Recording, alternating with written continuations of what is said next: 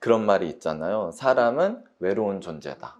도대체 왜 사람은 이렇게 외로움을 느낄 수밖에 없을까요? 선생님은 어떻게 생각하세요? 제 경우를 얘기를 하자면 저 같은 경우는 외동딸이잖아요. 외동딸이니까 형제가 없음으로 인해서 느끼는 외로움이 있어요. 이거는 어디서도 안 채워져요. 평생 허한 그런 게 있어요. 그래서 고등학교 때인가 이거는 내가 평생 지고 가야 되는 업 같은 거구나라는 생각을 한 적이 있었어요. 관계에서 주고받음이 있거든요. 부모 자식 간의 관계, 그리고 형제와의 관계, 친구와의 관계. 친구는 사귈 수는 있겠지만 형제는 없으면 안 되는 거잖아요. 그래서 채워지지 않는 외로움 같은 게 저는 있었어요. 가령 연예인들 모든 걸 다 가졌고 주변에 사람들도 많고 선생님처럼 형제의 자매가 없지도 않아. 하지만 그 외로움을 느끼게 된단 말이죠. 왜 그렇게 외로움을 느낄까요?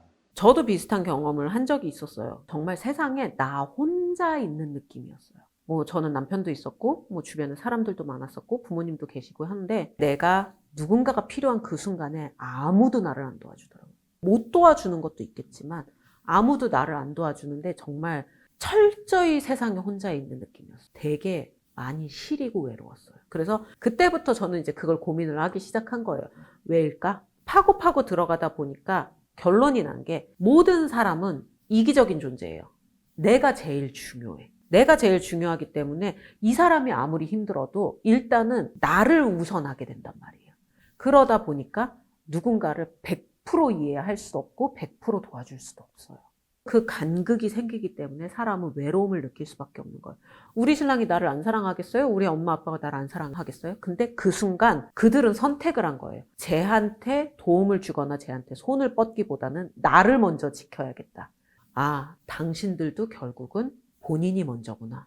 철저하게 느껴진 거예요. 저 같은 경우에는 조금 다른데 다른 사람들은 결국 자신을 우선하겠구나라기보다는 내가 그 사람들에게 받을 수 있는 정도가 한계가 있겠구나라고 생각이 들었거든요.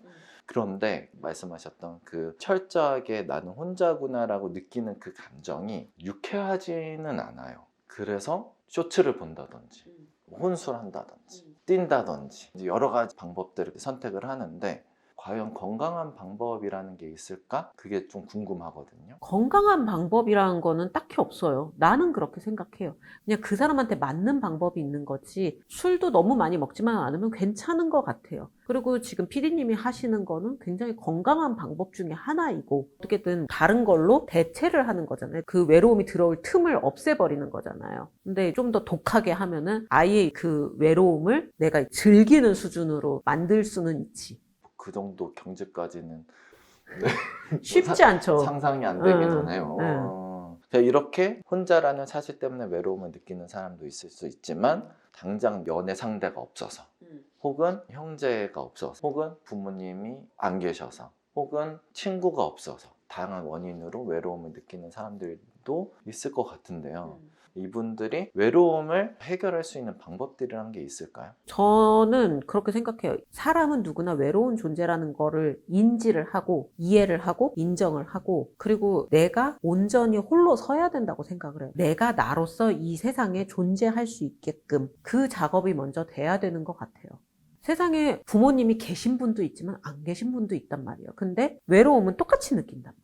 힘들 때 내가 어떤 문제가 있을 때 이걸 터놓고 이야기할 사람이 없거나 내가 힘이 없을 때 이 문제를 해결해 줄 만한 사람이 없을 때 더 그걸 크게 느끼죠? 느끼는 것 같거든요. 자, 그러면 여기서 한번 질문을 해볼게요. 내가 힘든 걸 터놓을 사람이 없어서 외로운 거랑 주변에 사람은 많은데 그 누구에게도 말하지 못해서 외로운 거랑 뭐가 더 힘들 것 같아요?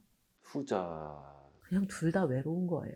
결국은 똑같은 거예요. 내 주변에 사람이 많고 적냐는 문제가 되지 않는다는 얘기인 거예요. 결과는 똑같거든. 나는 말을 하지 못하는 결과거든. 그러면 홀로 서는 것을 이야기를 해주셨으니까 만약에 나는 끊임없이 연애할 상대가 필요한 사람이야.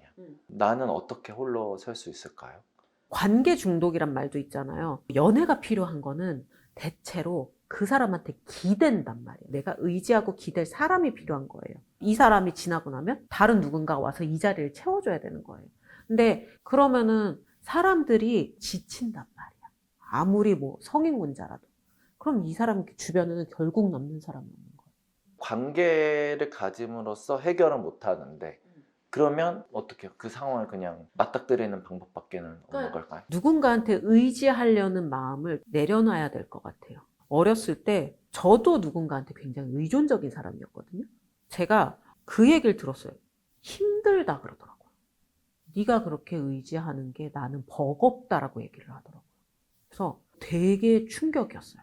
자존심이 상했던 것 같아요. 기분도 나쁘고 자존심도 상하고 다시는 저런 소리를 듣지 말아야겠다라는 생각을 했던 것 같아요. 그러면서 뭔가 더 성숙한 누군가에게 의지하지 않고 나 혼자 설 수 있게 했었죠. 그런 것 같아요. 내가 외롭다고 그 해결 방안을 내 안이 아닌 다른 데서 찾으려고 하면 결국 돌고 돌아서 다시 원점으로 와요.